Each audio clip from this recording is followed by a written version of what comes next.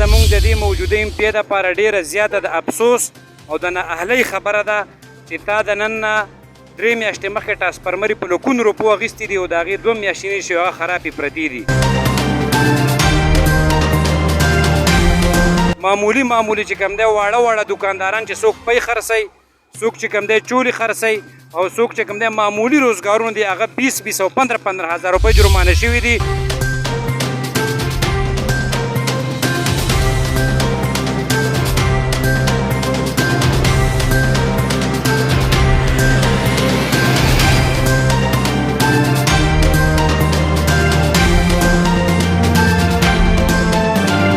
د ټرانسفرمر مسله را روانه وه د تیرو 2 ورځو نه، نو دا زمونږ دپاره انتهایی د افسوس او چې کوم دی ډېره زیاته د درد واقعه ده چې د 2 ورځې دا ټرانسفرمر خراب پروت خو زموږ هېڅ چا تپوس نه دی کړی. مقامي امپیا سره مونږ رابطه وکړه، هغه وی زما سره 15 ټرانسفرمرې پرتې دي د ټي ایم او په آفس کې چې کله مونږ ورلو نو هغه ټرانسفرمرې خرابې پرتې دي. نو دا زمونږ د دې موجوده امپیا دپاره ډېره زیاته د افسوس او د نااهلۍ خبره ده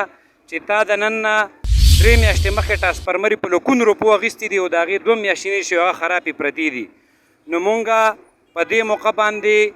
هغه ته دا پیغام ورکوو که فرض که ته د چکدرې دا چې کوم دی د تحصیل دینزۍ د ټول دیر ګیټوی ته د دې خلکو تپوس نشي کولی، نو ګوره ستا نور د مشترۍ حق چې کوم دی هغه نشته او انشاءالله دا به تا ته پته ولګي. مونږ ستا ډېر زیات مخ لحاظ کړی دی، خو تا چې کوم دی د خپلو خلکو دا ټول خلک چې ولاړ دی په دې کې د پی ټي آی کسان ولاړ دي، په دې کې د پیپل پارټۍ کسان ولاړ دي، د جمعیت العلما کسان پکې ولاړ دي، دغه شان د هر مکتب فکر نیشنل پارټۍ کسان پکې ولاړ دي.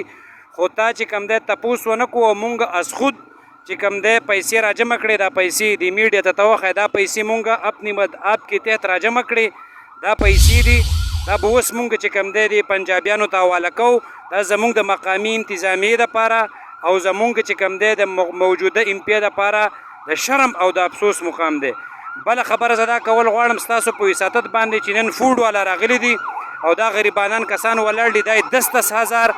20,000 او 15,000 روپۍ جرمانه کړي دي. مونږ دا تپوس کوو چې آیا دا پرچې دي معمولي چې کوم دی واړه دکانداران چې څوک پی خرڅوي، څوک چې کوم دی چولې خرڅوي او څوک چې کوم دی معمولي روزګارونه دي هغه 20 او 15,000 روپۍ جرمانه شوي دي. مونږ په دې موقع باندې دا پیغام ورکوو انتظامیې له موجوده ایسي له او د ایسي صاحب ته دا خبره کومه چې که فرض که تاسو دومره امپلیمنټیشن کوئ د لا او د قانون، نو تاسو تکړه شئ په دې محکمه کې په ایریګیشن په محکمه کې انجینیران راونیسئ او دغه شان چې کوم دی اکسیانان راونیسئ او د هغوی تنخواګانې او د هغوی اساسي چک کوئ. دغه شان په وابډا کې چې کوم دی انجینیران او اکسیانان راونیسئ د هغوی تنخواګانې او اساسي چک کوئ. دغه شان چې کوم دی په ایریګیشن کې د هغې انجینیران او د هغې ایسیګان راونیسئ او د هغوی اساسي او تنخواګانې چک کوئ چې تاسو ته پته ولګي چې په دې ملک او په دې علاقه کې کرپشن څوک کوي. که دغه غټ خلک تاسو نشئ نیوی او په دې مجبورو خلکو پسې تاسو نښتئ، نو انشاءالله دا زمونږ